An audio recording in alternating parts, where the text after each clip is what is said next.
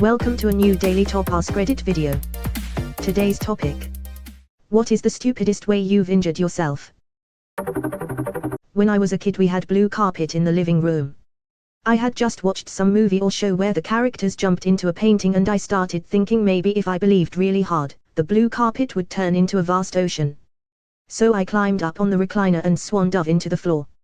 I can hear the narrator's voice going, "Blue carpets do not, in fact, turn into vast oceans," as little U/Hugo was about to find out that in this case, the blue part really was land. When I was maybe 5 or 6 I had recurring dreams that if I ran downhill, against the wind fast enough, and jumped, I could fly. They were extremely realistic. It was also very frequent, to the point where I began to doubt their status as dreams. One day, I noticed the wind was blowing up the hill we live atop. I decided to try it. I sprinted full speed down this hill and leapt as hard as I could, and promptly smashed my face against the sidewalk. Hey, it's not like you didn't fly. I'm a welder, I work with really hot steel parts constantly. But I regularly burn myself on the microwave meals I eat for lunch. I don't understand how microwave meals survive the cooking process. My leftovers go in for 1 minute 30 and it sounds like a WW2 airstrike is popping off. Microwave meals tell you to put that shit in for 3 minutes, stir, then back in for another 100 years and they come out fine. Dark magics. Elmeo, once put in hot dogs with water. Big fucking mistake. Spilled on my arm after taking it out. I had ice in the fridge so it wasn't too bad. Thought I could walk my dog on a leash while riding my bike. Dog saw a squirrel and yanked me off my bike. I broke a few bones in my hand. Doc was like, "What did you expect would happen?" This reminds me of when we first got our dog and it was my then 7-year-old's turn to take the dog out into the yard on the leash. But my daughter quickly got bored and wanted to climb a tree. She tied the dog's leash to a long jump rope, to another, and climbed. Edit to add, she tied the end of the line of ropes to her waist and climbed. My husband pulled into the driveway in the car. Puppy wildly dashed towards him at full speed. Kid flew out of the top of the tree, landed halfway across the yard and was dragged the rest of the way. Puppy never broke stride. When I was about 8 I was holding the leash when my parents and I went to walk our dog one day.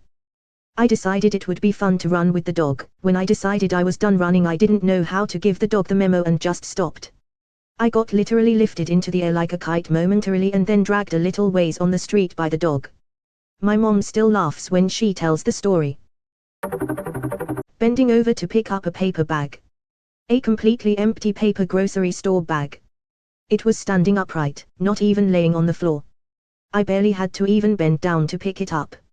Somehow this triggered a cosmic alignment between 2 vertebrae and nerve cluster because suddenly I fell to the floor in crippling pain, could not get my back straight and had to crawl to the living room so I could lay on the carpeted floor and try to stretch it out. I ended up fucked up like this for days and had to have physical therapy to slowly work out the pinched nerve. I was basically walking like Quasimodo for a couple weeks. People would assume I was in an accident or lifting some boulder like Hercules or saving a child pinned under a car. But nope. I was undone by an empty paper bag. Edit, thanks very much for the silver and prayers lol. Oh, I feel you. I have done this, twice. The first time I lifted my foot to put a sock on and immediately found myself on the floor in the worst pain I've ever felt. I spent a good 3 weeks hobbling around hunched over, barely able to move. Second I bent over to pick my cat up. Same thing, ended up on the floor, except this time on top of a really pie *** head off cat. Luckily I was good in about a week from that one. When I was a kid, maybe 10 or so, I had recently discovered that the feet on my prosthetics could be unscrewed and moved into different positions, so I borrowed an Allen key from my dad and took it to school so I could unscrew my feet and show my friends at recess. None of them were as blown away by this as I'd hoped, pretty sure they were just used to this kind of thing by now, haha. Anyway, the bell went to tell us to go back to class and I very quickly tightened the feet back onto the prosthetics, put my shoes back on and started making my way back to class. As I was walking with a group of my classmates I started to notice my legs felt wobbly. I looked down and with every step my feet were turning outward slightly.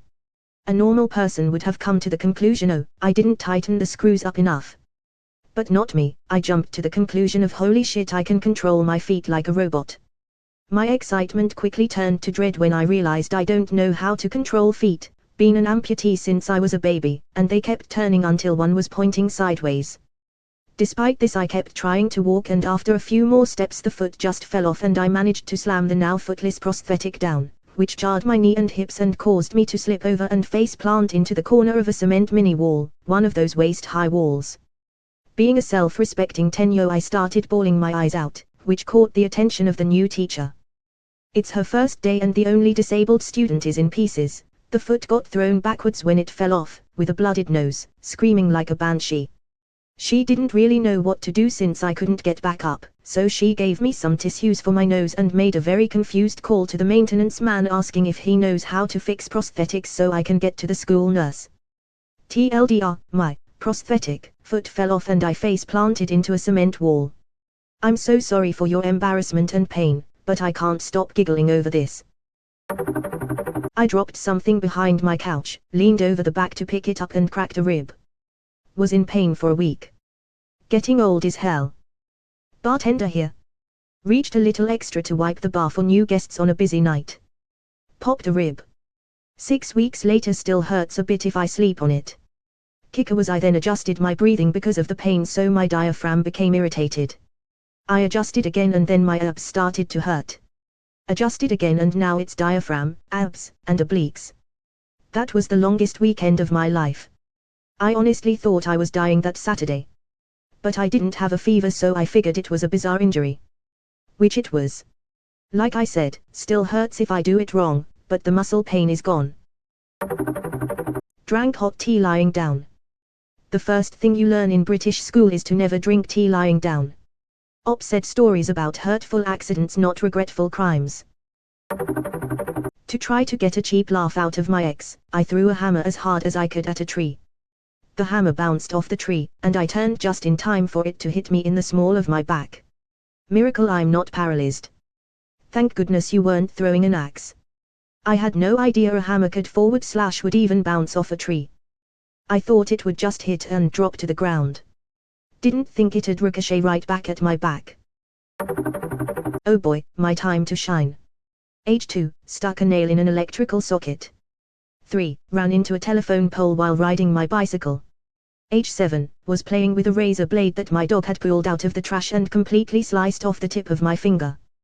Promptly passed out and was found hours later by my mom coming home from night shift. Please don't ask why, I was 7 and very impulsive. 16, had wisdom teeth out.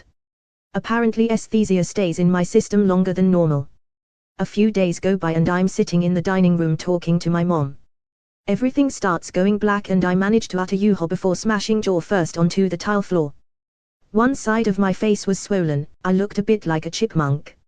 18, went to grab something out of the trunk of my car. My car was parked in the driveway, which is at a bit of a slope. Reached in to grab something, which I have done many times before with the car parked exactly like it was, and the trunk slammed down onto the back of my head. Nice little gash, lots of blood. I managed to make it inside before passing out that time. 20, cleaning kitchen. Go to drain the water after washing dishes, and the sink strainer is stuck. Really stuck. I'm trying to pull it out with brute strength, and managed to slice my hand open on it instead. This time I puked instead of fully losing consciousness. 29, decide to be Betty Crocker and bake homemade bread. The Pyrex either shattered when I took it out of the oven and it hit cold air, or I dropped it. It happened rather quickly so I'm not exactly sure. But I ended up with glass in my foot. I've just moved here, I know very few people, and my spouse is gone out of town for work. I have 2 small children and 3 big dogs running around the house, glass literally from the front door to the back door. Managed to get a hold of a neighbor, who takes me to the where they attempt to remove it. Notice I said attempt. They sent me home with glass in my foot and told me to contact a podiatrist. They were sure it was stuck in bone or a ligament. I had glass in my foot for 20 hours total. 3 stitches. 3 weeks in a boot. Not fun times. I now wear house shoes in the kitchen. 30, walking across the playground. No holes in the ground, just a normal wood chip covered playground surface, and managed to fracture a bone spur on the top of my foot, requiring surgery months later. Luckily, I already had a podiatrist. Jesus, that was an adventure. I suggest a large plastic bubble. Looking forward to hearing about the next bubble-related injury. Shot myself in the eye with a Nerf gun. I looked into the barrel to see if it was loaded. I was 8. Sounds like a supervillain backstory. And that's how I became Bozo, the one-eyed moron.